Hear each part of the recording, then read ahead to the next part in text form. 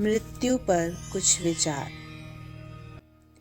पुस्तक श्री हनुमान प्रसाद पोद्दार जी द्वारा प्रकाशित। अंतिम भाव के अनुसार गति। यम यम वापि स्मरण भावम त्यज्यत्यन्ते कलेवरम तम तमेवैति कौन्तेय सदा तदा भाव भावित।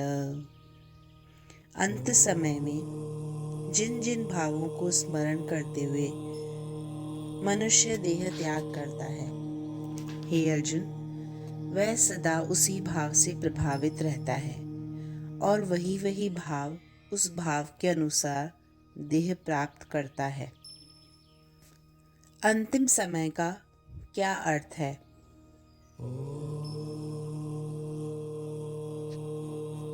एक व्यक्ति मूर्छित हो जाता है और वह मूर्छा लंबी चलती है। इस मूर्छा में ही उसके प्राण छूटते हैं। तो इसका सीधा उत्तर है कि मूर्छा से पूर्व का जो उसका अंतिम भाव था वही अंतिम भाव है। मृत्यु मूर्छा में हो, निद्रा में हो, सावधानी में हो, अंततः कोई भाव तो अंतिम होगा ही। देह त्याग से पूर्व जो मन का अंतिम भाव था, जिसके पश्चात मन में कोई दूसरा भाव नहीं आया, वह भाव ही यहाँ ग्रहण करने योग्य है। फिर भले ही उस भाव के तत्काल बाद शरीर छूटा हो या कुछ काल बाद, मरण क्षण के इस अंतिम भाव की बड़ी महिमा है। मनुष्य का यही भाव निर्णायक है कि उसकी कैसी गति होगी। अब प्रारब्ध कैसे बनता है? मनुष्य ही कर्म योनि का प्राणी है। शेष सब प्राणी भोग योनि के हैं। अतः मनुष्य देह के मरण क्षण की ही मुख्यता है और मनुष्य के मरने के समय ही उसके वे सब प्रारब्ध बन जाते हैं जो भोग योनियों में उसे ले जाने वाले हैं। जिस समय मनुष्य देह छूटने लगता है, उस समय उसका प्रारब्ध तो समाप्त हो चुका होता है। अब उसे देह में कोई भोग भोगना है नहीं।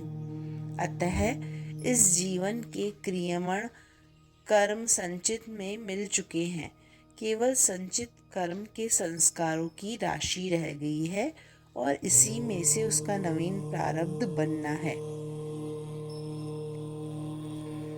मरते समय जो अंतिम भाव उस मनुष्य के मन में आया, कर्म नियंता सबसे पहले उस भाव को सफल करना अनिवार्य मानता है। उस भाव के साथ मेल करने वाले ऐसे संस्कार संचित से छांटकर एक प्रारब्ध बनेगा, जिससे उस जीव को एक जन्म मिल सके। यह जन्म पृथ्वी पर मिले यह आवश्यक नहीं है। स्वर्ग, नर्क या अन्य किसी भी लोक में जन्म मिले, वह अंतिम संस्कार का उस जन्म में सफल बने।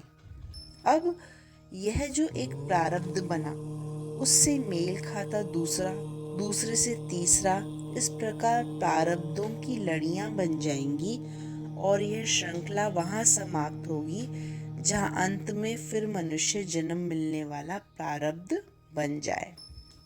यानी कि जब अंत में फिर से मनुष्य जन्म मिलने लायक प्रारब्ध बन जाएगा, तभी यह श्रृंखला समाप्त होगी। कर्म अनुसार और अंतिम संस्कार या भाव के अनुसार यह भी हो सकता है कि किसी जीव का पहला ही प्रारब्ध मनुष्य जन्म पाने का बन जाए और दूसरा प्रारब्ध बने ही नहीं। यह भी हो सकता है कि पूरे 84 लक्ष्य योनियों में जाने के पाने का प्रारब्ध बने। प्रत्येक दशा में श्रृंखला मनुष्य जन्म देने वाला प्रारब्ध बनाकर समाप्त हो जाती है। कर्म नियंता के लिए 2 नियम मुख्य हैं। एक, अंतिम भाव सफल हो, पहला जन्म ऐसा देना है। दूसरा, अब यदि अंतिम भाव अनेक योनियों में सफल हो सकता है तो देखना है कि उसके प्रारब्धों की श्रृंखला इस प्रकार बनानी है जिससे छोटी से छोटी श्रृंखला बने। प्रारब्धों का संयोजन इस प्रकार करना है कि कम से कम प्रारब्ध बने और वह जीव शीघ्र मनुष्य बन जाए।